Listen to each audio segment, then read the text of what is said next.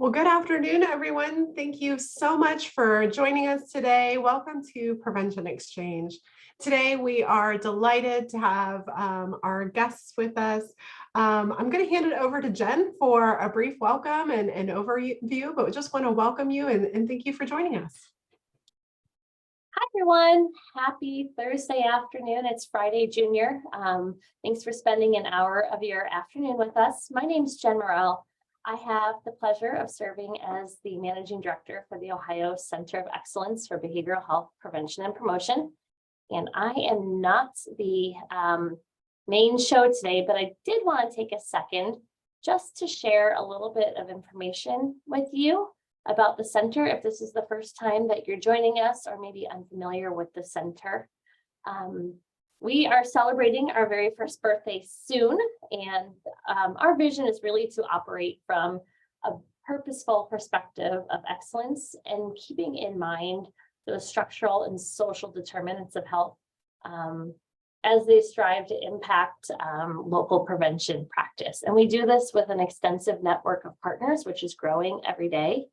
And really, these partners are coming together to help us create the landscape and create the foundation so that we can work with our federal, state, and local partners to really institutionalize those core components of the science behind behavioral health prevention and promotion. You know, the science is at the heart of every single thing we do. We want to make sure that people are aware and have access to the policies, the practices that work and are really impactful to our communities. We work to diffuse and support implementation of those research-informed frameworks, all of the things that impact our work and all of the notions and that go into the very multifaceted perspectives that constitute the prevention community. And then our third goal is to really become a central access point for all of the prevention professionals and interested parties working across the state to really help develop the skills, attitudes, and knowledge that are related to prevention science. So with that, I just wanted to, and I'm going to drop this in the chat. We have a new link to sign up to receive our newsletter. So if you're not receiving our newsletter yet, it's a monthly newsletter. And it is no longer a document that you sign up in Google Docs or a form, because we know that was prohibitive to some of our partner organizations. So if you're not signed up for our newsletter yet, please do so. I've actually broken up our Connect with Us slides. So we'll share QR codes, websites, and social media handles later on so that you all aren't called to click on 40 things right at the beginning. So today we are so happy to have our speakers join us, along with Tessa Miracle, who is a research scientist at the Pacific Institute for Research and Evaluation. She will be moderating. We are thrilled that Christina Latta-Landfield with Envision Partnerships and Jody Salvo with Ohio Guidestone is able to share some of their experiences with us around utilizing and implementing the minimizing risk, maximizing life campaign. So without further ado, I will turn it over to Tessa and Jody and Christina. Thank you so much for joining us. Awesome. Thank you. Thank you, Jen. I appreciate that introduction. Thank you, everyone, for choosing to spend your time with us on this afternoon.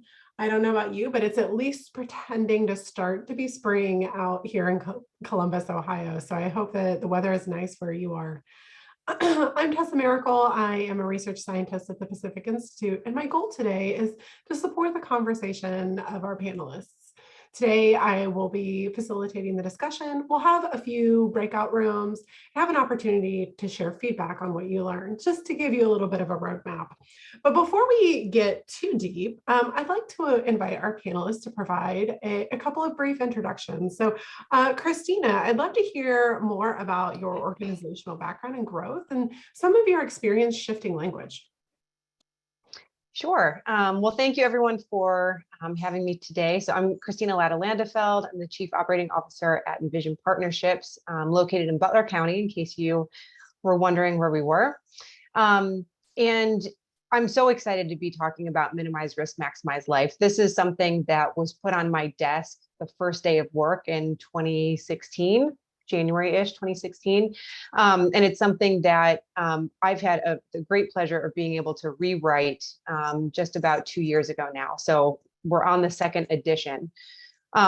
So when this curriculum came up, it came up in about 2011 because we were doing a whole lot of prevention work for youth. And when it comes to prevention, we all know that our efforts around youth-based prevention are extremely successful. We see that in Ohio, especially. All you have to do is go to a national conference and go, yeah, Ohio's really, really rocking. But there was a gap, and the gap that was missing was in terms of adult alcohol use specifically. So there are guidelines for low risk drinking, and they are really not known at all.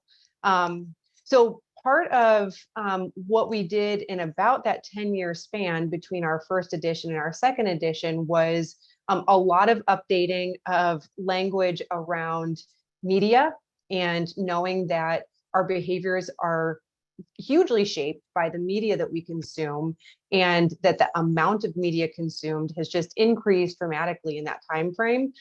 We also had to change the language around what kind of media consumption we are consciously and subconsciously being bombarded by every day. And then what does that do in terms of affecting our behavior? So changed up some of that. And then the other thing that we did is really took a more, I would say, prevention at its core, back to that holistic mindset, and focused on the 8 dimensions of wellness. So the curriculum, which you'll learn about a little bit more today, starts off very broad-based and gets a little bit more individualized and introspective as you go through the 2-hour course. So talking about the 8 dimensions of wellness, we can look at alcohol and other things that affect our wellness overall. And like I said, try to take that more holistic approach to it. I'm grateful to say that since this, and you know how this works, you see one thing, or you buy a new car, or you do whatever, and you start to see it everywhere. But I really believe like everybody's starting to talk about wellness now. So I feel like it's catching on, not because of us, but you know, we were part of it. So I feel excited by that. And thank you so much, Christina. I really appreciate that deep dive, and also really reflecting on how what we consume impacts our minds. I think so much of the time when we think of wellness, we think about the food that we're consuming, and we forget that the things we expose our brain to are influencing not only how we think, but our behaviors as well. So thank you for sharing that. Jody, you have such a wealth of information to share about coalition background, Appalachian community needs. Your coalition has some really rock star efforts. So we'd love to hear in your introduction some of those pieces. And I know we have some great discussion planned as well. Wonderful. First of all, thanks for letting me come today and share a little bit. My name's Jody Salvo. I'm from Tuscarawas County, which is east central Ohio, just south of Stark County. Our coalition started about 2011, really in response to the emerging opioid epidemic here in Ohio. So early days, really developing a community assessment, kind of understanding what was going on in our community. So the Tuscarawas County Anti-Drug Coalition launched in 2012, really to address the opiate piece. So a lot of our work was around prescription drug monitoring, how can we safely secure, dispose. So those were a lot of our early efforts. And I would say alcohol was certainly an area that we started as a coalition, but I'll be honest, when we started, we really didn't know what we were doing back in 2012. But the beauty of Tuscarawas County is it is rural in nature. It's about 92,000 people, but geographically large, but considered rural Appalachian area. So through time, we have built in capacity. We've gained a lot of knowledge, best practices in prevention, really from a lot of opportunities from the state. I'm looking at Dr. Miracle on that PFS grant that we had years ago. Just really kind of doing some deep dives into community readiness. How do we measure that in our communities? receiving the Drug Free Communities grant, taking opportunities to go through the Graduate Academy on best practices. So early on, we were very much education awareness only. And I would say now Tuscarawas County is known for our advocacy efforts. I think we really went from, okay, how do we educate our community and raise awareness and have a presence in our community, to, okay, how do we protect our community from a state level? I mean, we're in Columbus often in our community, and also at a local level. So, I think we've really grown in that effort. And that really has only been through using best practices with coalitions. We are very committed to a 12-sector approach. And if anyone ever sees the work of our coalition, I just kind of get people together. That is my skill strength, is identifying who are those leaders, respected leaders in those 12 sectors, and kind of finding where do we all agree what's in it for all of us. So we find in rural communities, there's a lot of strength and passion around protecting our youth. So that's kind of our starting point. How does protecting our youth really create healthier communities? But I will say, when Jen and Tessa had reached out, alcohol is still the most challenging substance to tackle, especially in a rural community. So some of the efforts that we have done over the years, Parents Who Host Lose the Most campaign is something that we've worked on. Alcohol server knowledge trainings, recognizing retailers that are really compliant in those areas. We do a lot from compliance checks to bottle hanging to coasters in alcohol establishments, pizza box messaging, podcasts. We really do have a very strong media presence, so we work a lot on press releases. We take advantage of any awareness opportunities, such as Alcohol Awareness Month. So those are some of those basic things, but then also that policy. Like, we have one of our local cities really is so interested in Adora. I can't even explain how much City Council wants to step forward, but in that particular community, there's nothing open after 5 p.m. except alcohol establishments. So kind of being the voice in our communities to say, look, we understand that seems enticing, Adora, to generate funds, but let's think this through a little bit. Like, why are people walking around a city without a place to go with open containers, and helping the community understand that impact to our young people? So that's just a little bit of the breadth of the work that we do. But I will say alcohol, especially in a rural community, is challenging. Absolutely, and thank you so much for sharing that experience. I know one of the key topics we talked about is sometimes talking about alcohol, it can feel challenging. So thinking of how we have these basic community conversations around topics like alcohol, when maybe they don't feel as quote high need as, some of our community members will push back around, like, well, there's an issue around fentanyl, or there's an issue around opioid overdose and things like that. And I know both of you have a wealth of experience in that area. So would love to hear from you, how folks can navigate some of those discussions. Christina, do you want to go first? Sure. Yeah. Thank you.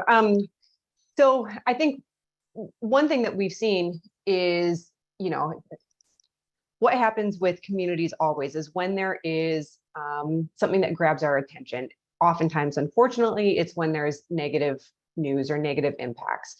I think that of the many things that we have experienced and learned through 2020, the onset of the pandemic, one of them was this increased awareness around alcohol's presence in our lives. So if we think back to Wine with DeWine, and this regular social gathering of let's all gather around the drinking fountain, so to speak, and take in this negative news every week, and hear what the governor has to say, and that really started that drinking culture of this afternoon, drinking at home, drinking to relieve our stress, And that is 100% what we have continued to see, and really was used as a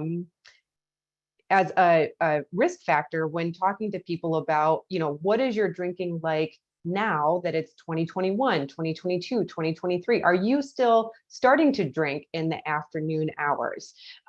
So that's something that was certainly a carryover. The other thing Jody talked about, DORAs, but we also saw, in 2021, policy changes around being able to get at-home delivery of alcohol. I'm grateful, I'll say, as an observer. I don't participate in a whole lot of back and forth conversation and social media, but I like to observe, right? So I like to see, what are people talking about? And in my own community here, which is the county seat in the largest city in our county, there was a lot of that expansion and people talking about, oh, there's this new, lots of new businesses opening, which is fantastic. Our DORA districts have expanded. They're pushing out into neighborhoods that are really we've got our poorest neighborhoods socioeconomically that are trying to get revitalized, but are doing so with this expansion of DORA. And a lot of the pushback that happens in terms of what, just having conversations around what might the impacts be, sort of like what Jody said, you start to have these conversations. And I think that's oftentimes maybe the best way we can go about it is just asking questions. And so when you start to have these conversations about, well, why are we doing that? What are the impacts? What's the implication of expanding not only the DORA spaces, but also the times? So those hours have gotten expanded into earlier in the day, from a 2 p.m. start to a 12 p.m. start. And one thing that's come out of it is, well, from city council and from our law enforcement, there's not an increase of crime that we're seeing, and there's not an increase in, let's say, negative behaviors. But what they don't see necessarily in the moment is, what are the negative impacts on individual health? What's the negative impact on the normalization for youth? And those are things that we'll start to see down the line, if not already, in people's lives. So those are some of the conversations that I think have been, again, I've been able to sort of observe, take part in. I happen to also sit on an ordinance review commission, so I'm able to take part in those conversations in a very policy way, to help bring up those questions. So that's just a couple of my, I guess, observations from our local community and how we can try to bring the changes that are either being considered or have already happened policy-wise, behavior-wise, into normal conversation.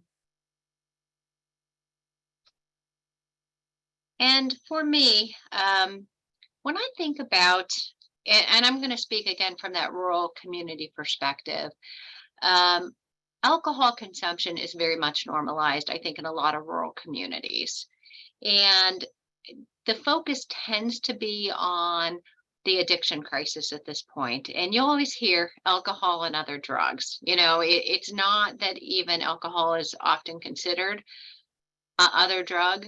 And so we have a lot of urgency in our communities to address overdose, growing methamphetamine use, the increase in fentanyl in our communities, press pills. So what happens in the communities, the focus is on what seems to be the most urgent, especially because alcohol is part of our cultural norm in our community.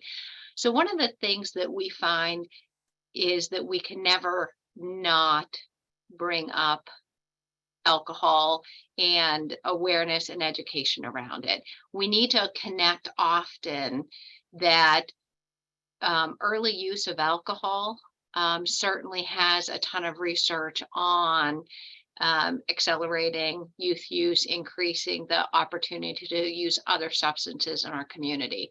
So some of it is, what can we agree on in our community? We can agree on that we do not want people struggling with addiction. And we can also agree on the earlier that use happens on any substance, the more that we're kind of filling that funnel towards addiction. So we find in our community, the more that we can keep the alcohol conversation focused on our young people, the more that we have a buy-in on it. And we're going to really go upstream that because it's such a part of our cultural norm that we really have to at least start our young people thinking differently on alcohol. And I know Christina is going to talk a little bit more about the maximize life minimum, and I get this wrong every single time. You maximize risk. Go ahead, Christina. The minimize risk, maximize life. Yes. She has to laugh because I do get that wrong every That's time. so funny. Yeah. But the beautiful thing about the program is it really starts that literacy young for our young people, about what are the impacts of youth initiation and addiction. And I think the more that we can help our younger people understand this, the more that it'll help our older people support it. I think the other problem, especially in rural communities, is there's still a stigma around getting help. And so even just having conversations about wellness and the implications of alcohol use and the harms and consequences other than drinking and driving, I think is helpful to just be able to, you know, have a frequent, constant communication stream in our communities about alcohol. And I think also having it coming from people that are in leadership roles, that are respected in our community. So for our law enforcement to have that voice, for our judges, for our recovery community to be able to say, hey, this is the substance that I started with, I think is super helpful. And we've also found working with our churches are instrumental in really helping people understand that alcohol is still a substance that we need to be mindful of and provide education and support around. So those are some of those things that we found. Absolutely. Thank you both so much for sharing your insight and some examples from your work. I think, the next topic that we really wanted to talk about was the way that culturally and linguistically appropriate services show up in your work. And both of you have already touched on that without, directly saying that was the thread within your work. Before we move on to talk specifically about your programs and talk more in depth, is there anything you would like to add about how the class standards show up in your work?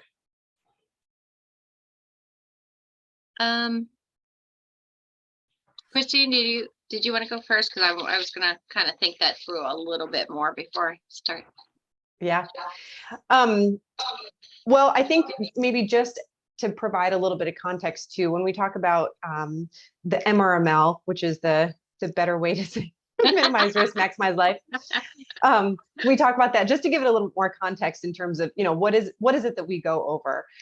So we first start off looking at alcohol and media and marketing. So we're trying to get that initial basis of understanding or in terms of alcohol literacy. And then we go into some of those social myths about drinking culture. And it's a great conversation to have in terms of these culturally specific myths that we have.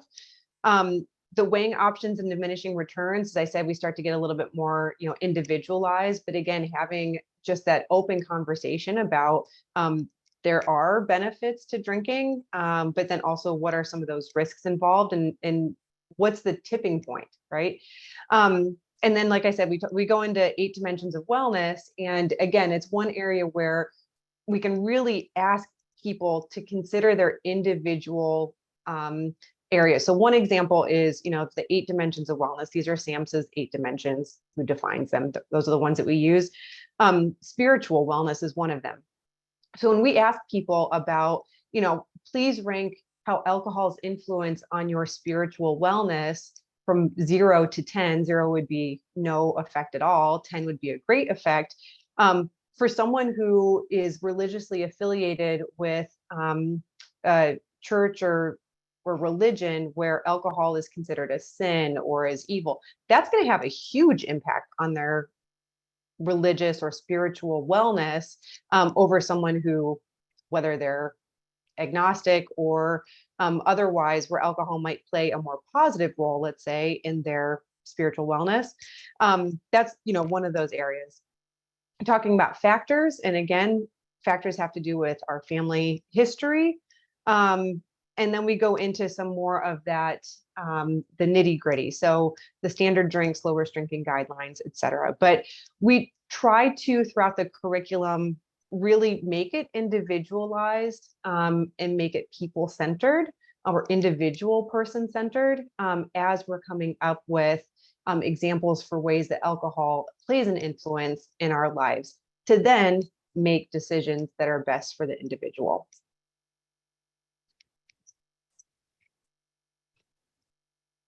Jody, I hope that was enough time. Now, what you know what, I wrote some stuff down, and then I just don't know as how great of a fit it is, but I do think some of the things that Christina was bringing up is kind of helpful for us. I think where alcohol gets very tricky in communities, and I think it is where we just have to be very mindful of where people are coming from.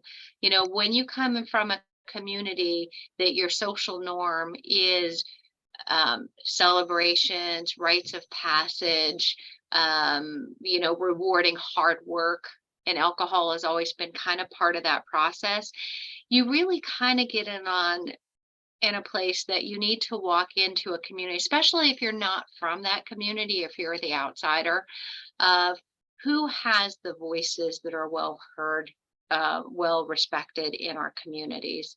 And I do feel, helping people weigh out that, we're not demonizing alcohol. I think we need to be mindful of adult choice and adult decisions, but helping our community understand what are the impacts that can come from alcohol misuse, how addiction happens, that it's not a blaming, shaming disease process. And I think that's very helpful for our communities just to be mindful of, that our language needs to be empowering, it needs to be positive, it needs to help our community own the issues within our community, and it needs to be transferred into community conversations. I also think the way we message, we have to be very mindful of our community, the words that we use, the photos that we use in our background, that there's not a disconnect between who we are and the words that we're using when we're in a community.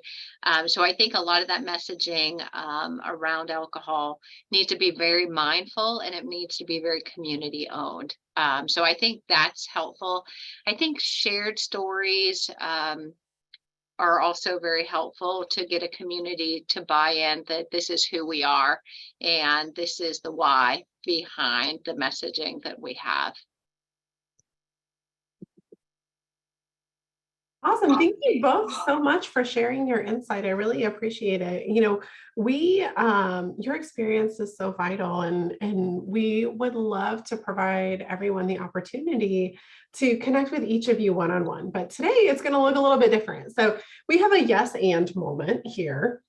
So Jenna's going to advance the slide. So as we were looking at our breakout room topics, joining Jody, we were like, definitely want to make sure, how people learn some of those hands-on examples of respectfully working with cultural groups where you may be the outsider. So maybe I'm not Appalachian, but I'm working with a coalition made up of Appalachian folks. How can I respectfully work with them in a way that is not patronizing, that is not, positioning myself in a place of power, but recognizing how can I come next to someone who I may not understand their culture completely. But we want to conduct a poll for you to join Christina. So we have two questions here. Which one you guys want to focus your question on today? So I'm going to launch our poll. So if you would like to join Christina to learn a little bit more about her work around counter messaging and some of those pieces, we would like to hear from you. So would you rather talk about the nuances of of working to provide counter messaging, or would you like to learn about the nuances of developing culturally appropriate programming? So we're going to leave the poll open just for maybe another minute or so. I see they're kind of neck and neck, We definitely have one winner, but I just want to give folks a chance to join in. All right. We have a tie. Has everyone voted? Oh no, everyone else tied. Has everyone voted? What if we do this, since we have a tie, and that second option about developing culturally appropriate programming is very broad, and can likely be applied to our conversation next month. How about we save that one for next month and we capitalize on the opportunity to talk about the providing counter messaging, especially as it relates to alcohol and reducing stigma. Does that feel like a happy compromise? Yes, that sounds great. Thank you so much. I'm going to end this poll and we are going to start our breakout room. So as we look, Jen, while you were talking, excuse the frog in my throat, it looks like we did get one more person to vote the other direction. So we are going to open up our breakout rooms. And if I can call upon my co-hosts to open up some breakout rooms. Okay, so in breakout room 1, you are going to join Christina. In breakout room 2, you're going to join Jody.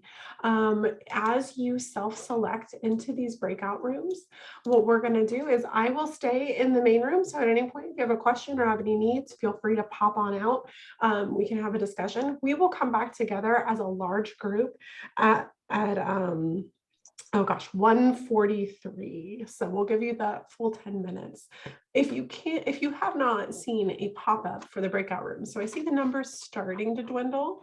If you have not selected a breakout room or have not seen the pop-out come up, if you look on the bottom ribbon of your Zoom bar, you'll see 4 squares. They're kind of stacked 2 upon 2. It says breakout rooms. You click there and you'll select either room 1 or room 2. I see folks are starting to self-populate. And again, just a reminder, Christina will be in room 1, Jody will be in room 2. And if you have trouble finding it, don't worry, hang in the room. We'll get it pulled together for you.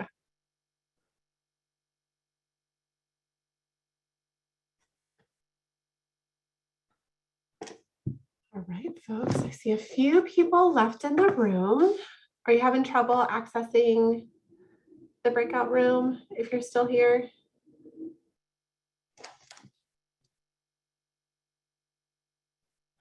If you want to drop in the chat or unmute yourself, I can manually assign you to whichever room that you would like to join.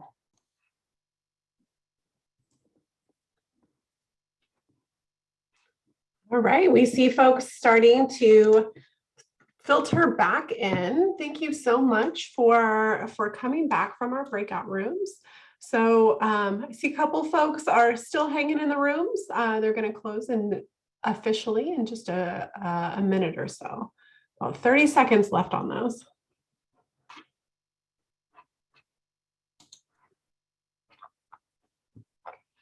Welcome back, everyone. So for those of you who have already made your way into the room, you can start thinking about your aha moment. So some of us may have experienced one a little bit earlier than others. As our friends in the breakout rooms are going to be forced to join us in 10 seconds, just getting those thoughts pulled together.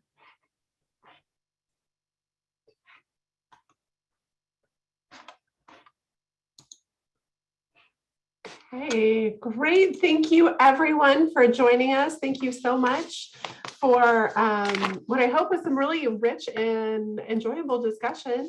I see folks have officially filtered back in. Our breakout rooms are closed. So we would love to hear from you.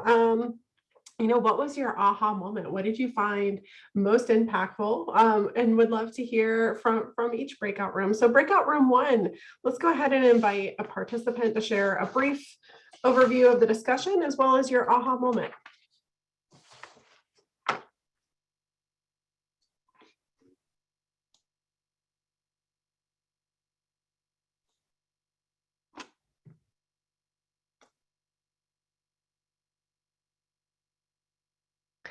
I feel like maybe I'm letting people off the hook, but hopefully this will help.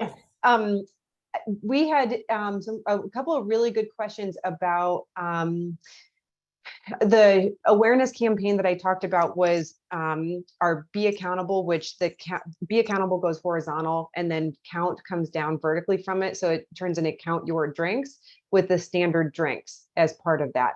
And that we took that as, still images and turned it into a short video ad that included, hey, you count your money, you count your calories. Why don't we also count our drinks? And how translating that into Spanish proved really difficult, but we, did the very best that we could with that. And then a question that came up at the end had to do with working with adults with disabilities and how to shape this education for that population. So. Oh, wow. Thank you so much for sharing that. That sounds like a great discussion. Room 2, just to make sure we have time and we can start ping ponging back and forth after that. Tell us, about your discussion as well as any aha moments you may have experienced.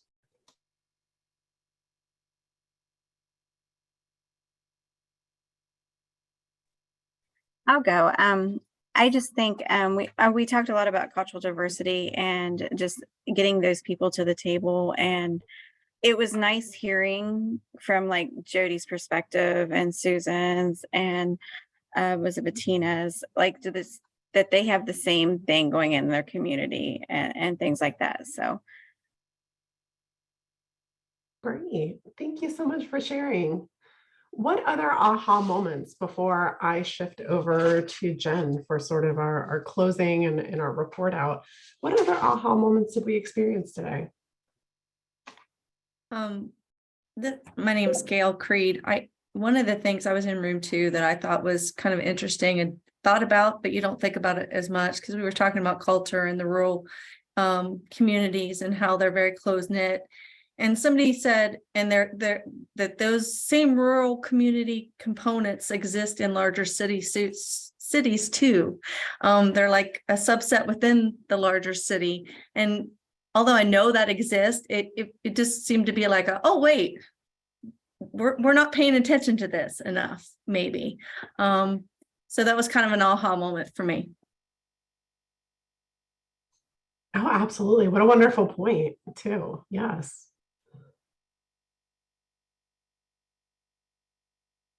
This is, when Catherine was talking about hearing that some of these are challenges, I think I just want to say this, and maybe not in direct conversation about what we've had, but just to understand the work we do can be really hard at times. And I know I've said this a couple times today.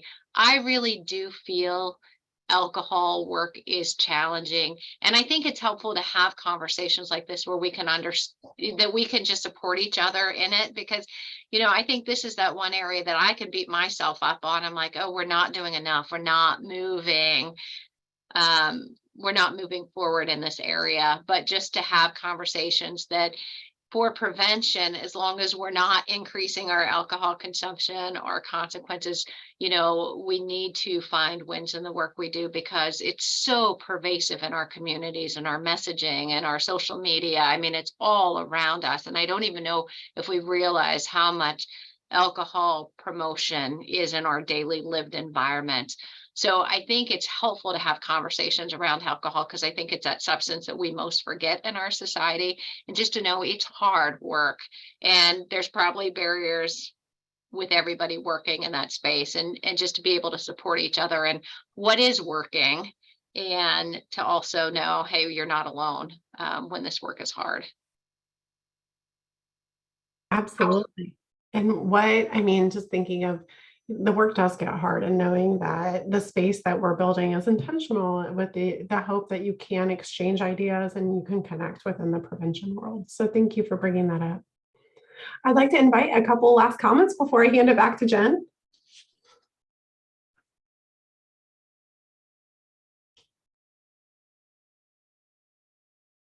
All right. All right, Jen, it's all yours for evaluation. Great. Thank you so much. And Jody, you really hit the nail on the head here. You could have closed us up and we could be all done for the next 9 minutes with the work is hard and you're not alone. That's the very essence of why, we invite so many folks to this table virtual.